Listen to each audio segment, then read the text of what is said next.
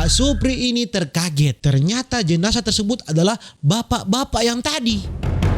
Bapak-bapak tadi yang menanyakan ke Pak Supri. Dan dia langsung menghubungi temannya, teman security lainnya melalui HT. Ruangan bersalin kondisikan dan saya lagi ada masalah perut ini. Ganti.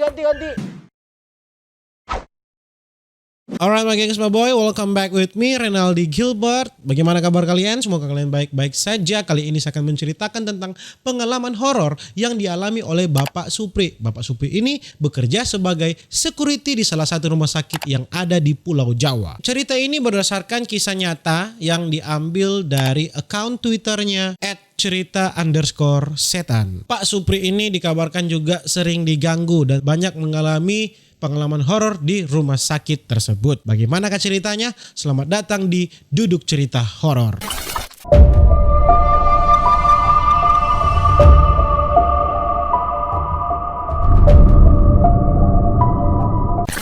Pak Supri ini sudah lumayan lama kerja di salah satu rumah sakit yang ada di Pulau Jawa. Pengalaman horornya bermula ketika Bapak Supri ini memulai patroli di salah satu ruangan bersalin. By the way, kejadiannya itu tengah malam. Pak Supri ini melewati ruangan bersalin. Pegang senter lah kan, malam-malam hari di rumah sakit, lihat-lihat kiri kanan. Pas dia lewat di depan ruangan, tiba-tiba lampunya mati. Karena Bapak Supri ini adalah seorang security, jadi dia wajib dong untuk mencari tahu asal muasal kenapa lampu itu mati. Kan bahaya, banyak pencuri ya kan, atau ada orang iseng ya kan, kasihan ruangan bersalin terus lampunya mati. Ada ibu-ibu di dalam yang mau bersalin mungkin. Bapak Supri ini dengan gercep langsung masuk ke dalam ruangan bersalin ya kan. Pas sampai di dalam ruangan, ternyata ruangan itu sepi dan Bapak Supri terkejut melihat ada satu orang perawat di situ. Posisinya dia membelakangi Pak Supri. Jadi Pak Supri melihat dia tapi dia tidak melihat Pak Supri ya kan. Kalian mengerti kan? Jadi Pak Supri lihat dia berbalik belakang kepada Pak Supri. Pak Supri ini langsunglah menyapa kan mbak perawat tersebut. Malam mbak. Ternyata mbak perawat itu tidak menyapa balik Bapak Supri. Pak Supri ini langsung berpikir, oh mungkin tidak kedengeran mungkin ya kan, suaranya mungkin karena terlalu pelan. Bapak Supri memanggil dia lagi. Malam mbak, kok dinasnya cuma sendiri mbak? Seketika sosok itu langsung berbalik badan dan Bapak Supri terkejut, ternyata perawat itu tidak memiliki wajah. Langsung di situ tanpa pikir panjang, Pak Supri ini langsung berbalik badan, dia langsung lari dan dia langsung menghubungi temannya, teman security lainnya melalui HT. Ruangan bersalin kondisikan dan saya lagi ada masalah perut ini. Ganti. Pak Supri tidak mau menceritakan hal yang sebenarnya terjadi kepada temannya karena dia takut temannya juga tidak mau percaya. Setelah beberapa minggu dari kejadian tersebut, seperti biasa Bapak Supri ini jaga malam lagi. Tapi kali ini kok terasa sunyi. Pada waktu itu saat jam 12 atau jam 1 malam. Biasanya di rumah sakit tersebut kalau masih jam 12 atau jam 1 malam masih ramai. Masih banyak orang lalu lalang, masih banyak dokter-dokter, masih banyak perawat-perawat yang lalu lalang. Tapi kali ini Pak Supri merasa kok seperti sunyi ya. Tiba-tiba masuklah suara dari HT-nya Bapak Supri. Pak Supri monitor. Pak Supri ini sebentar lagi ada kedatangan jenazah yang mau diotopsi. Tolong dikondisikannya Pak Supri. Setelah menerima informasi tersebut ya, Bapak Supri masih melakukan kegiatannya dalam patroli, masih duduk-duduk, masih lihat-lihat kiri kanan ya kan. Tiba-tiba ada seorang bapak-bapak yang datang. Dia menanyakan kepada Bapak Supri, Pak, jenazahnya sudah datang belum? Pak Supri menjawab, maaf Pak, jenazahnya belum datang, mungkin sebentar lagi. Kira-kira berapa lama ya Pak? Maaf Pak, ada apa ya?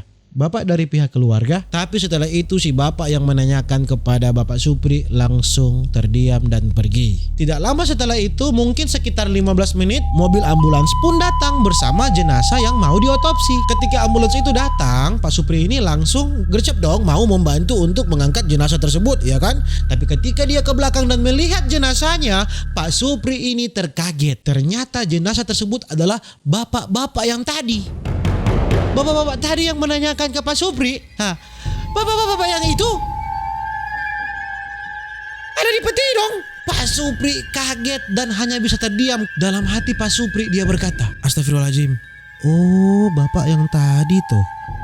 Permisi ya Pak, saya bantu antarkan ke ruangan ya Pak. Perasaan Pak Supri ini campur aduk, seperti tidak percaya, mau percaya tapi dia baru lihat tadi masih hidup. Pak Supri melihat lagi jenazah tersebut, dia sangat yakin ini adalah bapak-bapak yang tadi. Kan baru lihat, berarti kan masih fresh di pikirannya Pak Supri. Pak Supri hanya bisa terdiam terpaku dan mengangkat mayat tersebut bersama para perawat ke dalam ruangan otopsi. Nah, karena Pak Supri ini sering sekali dinas malam, Pak Supri ini sering juga mendapatkan gangguan-gangguan lainnya. Sampai pada suatu malam, Pak Supri ini patroli bersama temannya yang bernama Pak Rudi. Pokoknya mereka berdua patroli pada malam itu putar-putar rumah sakit, melihat, center malam-malam ya kan. Sampai akhirnya mereka berdua ini duduk-duduklah di markas PMI yang ada di rumah sakit. Kebetulan markas PMI itu ada di daerah belakang rumah sakit. Di samping kanan ruangan mereka itu ada ambulans, ada tempat tidur pasien, ada kursi roda. Pokoknya semua itu ada di sebelah kanan. Pak Supri dan Pak Rudi ini lagi duduk di depan. Kebetulan memang ruangan itu lagi sunyi karena petugas-petugas PMI ini lagi pada keluar semua. Ada aktivitas lah di luar. Jadi memang di situ hanya ada mereka berdua. Mereka berdua ini lagi sibuk lah dengan kegiatan mereka berdua masing-masing. Lagi duduk-duduk, mungkin lagi mencatat sesuatu ya kan, catat absen atau cek-cek ruangan yang sudah diperiksa masing-masing.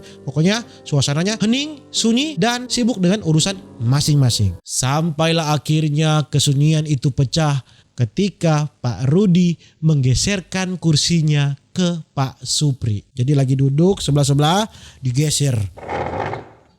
Pri. Sampean ngerasa gak? Langsung Pak Supri menjawab. Maksudnya? Ngerasain apa? Masa kamu gak ngerasain? Pak Supri langsung tahu apa maksud Pak Rudi. Dia langsung tahu memang ada yang tidak beres. Pak Supri langsung bilang, ya udahlah, cuekin aja. Pri, coba lihat ke arah ambulans. Pak Supri ini tetap berusaha untuk menenangkan Pak Rudi. Tapi memang Pak Rudi ini masih tetap memaksa Pak Supri untuk melihat ke arah ambulans. Lihat Pri, ada orang Pri di ambulans. Sontaklah Pak Supri ini langsung melihat ke arah ambulans. Begitu Pak Supri melihat ke arah ambulans, Pak Supri ini langsung trauma karena dia mengingat bapak-bapak yang kemarin menanyakan jenazah kepada Pak Supri yang ternyata bapak itu telah meninggal. Masih trauma dia. Yang asalnya Pak Supri ini mau cuek-cuek saja, ternyata Pak Supri juga langsung ikutan takut bersama Bapak Rudi. Dia langsung bilang ke Pak Rudi, udahlah Rud, diamin aja, orang kan kita lagi kerja. Tiba-tiba ada suara ribut dari arah ambulans.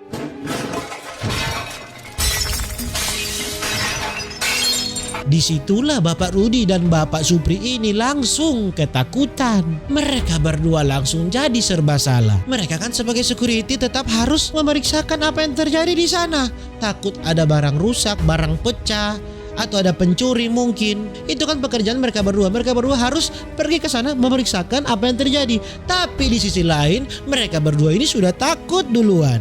Lalu suaranya di ambulans itu semakin keras. Dan tiba-tiba di depan mereka berdua ada pocong yang terbang-terbang melayang di depan mereka. Langsung tanpa basa-basi, kaki gemetar, semuanya ketakutan, badan berkeringat. Mereka berdua langsung pergi dari markas PMI tersebut. Itulah pengalaman horor yang paling menakutkan yang dialami oleh Pak Supri. Gangguan-gangguan itu terjadi sampai dan dengan saat ini ketika Pak Supri dinas malam. Yang membuat Pak Supri ini bersyukur karena yang mengalami pengalaman horor tersebut adalah dua orang, Pak Supri dan Pak Rudi. Jadi memang tidak dianggap gila. Karena yang mengalami dua orang. Kalau cuma satu orang pasti banyak orang tidak percaya. Selebihnya menurut pengakuan Pak Supri hanya mengalami gangguan-gangguan kecil.